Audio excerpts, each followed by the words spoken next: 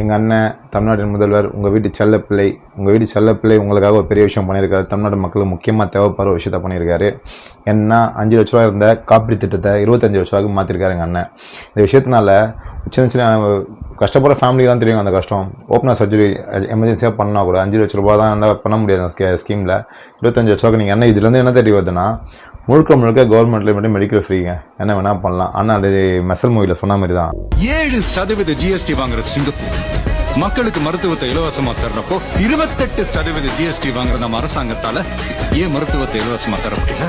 7% GST வாங்குற சிங்கப்பூரில் பண்ணும்போது 28% GST வாங்குற இந்தியாவில் பண்ண முடியாதுன்னு மூவியில் கேட்டதை ஆனால் ரியலாக பண்ணிட்டாரு. தமிழ்நாட்டில் ஸ்டார்ட் பண்ணியிருக்காரு. இது ஃபுல்லாக வரும். நம்ம கட்சி மக்கள், தமிழ்நாட்டு மக்கள் மட்டும் இல்லாமல் டிஎம்கே தவிர மற்றக்கு எல்லா கட்சியில் இருக்க எல்லா உறுப்பினருமே சேர்ந்து அண்ணனை புகழ்ந்துன்னு தான் இருக்காங்க.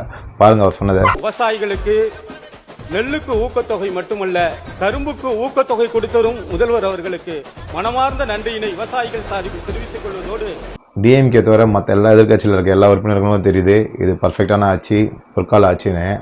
பாருங்கள், அண்ணன் பயிருக்கு மட்டும் சப்போர்ட் பண்ணல, யூஸ்வலாக கரும்புக்கு சப்போர்ட் பண்ணிக்கிறான்னு சொல்லிட்டு சொல்கிறாங்க. இந்த அளவுக்கு மக்களை புரிஞ்சு வச்ச ஆட்சி தாங்க அண்ணன் ஆட்சி. அப்புறம் முக்கியமாங்க, சும்மா நட விஜய் பின்னாடி சுற்றிட்டு இருக்கேன்னு சொல்லிட்டு இருந்தாங்க எல்லாருக்குமே அண்ணன் வாய்ப்பு கொடுத்தாரு. கட்சியில் அவங்க பின்னாடி சுற்றினவர் எல்லாருக்குமே கட்சியில் பொறுப்பாக கொடுத்தாரு. அவங்களுக்கு எம்எல்ஏ சீட் கொடுத்தாரு. அவங்க தெய்வ வச்சு அவர்கிட்ட ஃபினான்ஸ் சப்போர்ட் இல்லை. எப்படா எங்கேருந்து அவ்வளோ தூரம் போகணும்னு ட்ரெயினில் போகிற ஒருத்தர் உள்ள ஆட்டோவில் உள்ளே வரும்போதெல்லாம் ஒவ்வொரு தடவையும் காவலர் பணியாளர்கள்லாம் கேட்பாங்க, யார் நீங்கள் எம்எல்ஏன்னு சொல்லுவேன். ஐடி கார்டெலாம் எடுத்து காமிச்சாலும் நம்ப மாட்டாங்க.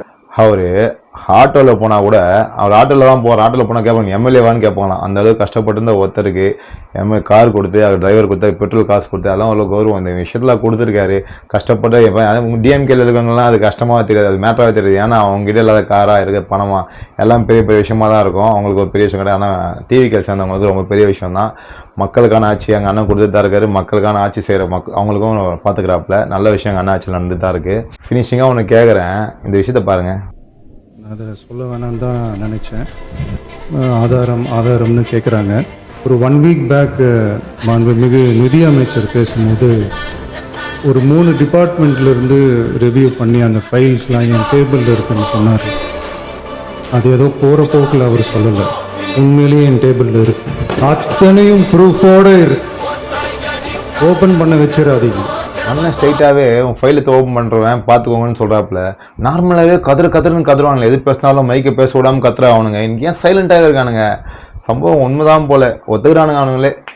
கண்டிப்பாக உங்கள் சம்பவம் டைமுக்கு கரெக்டாக நடக்கணும்னு சொல்லிட்டாப்புல. டைமுக்கு சம்பவம் நடக்க தான் போகுது.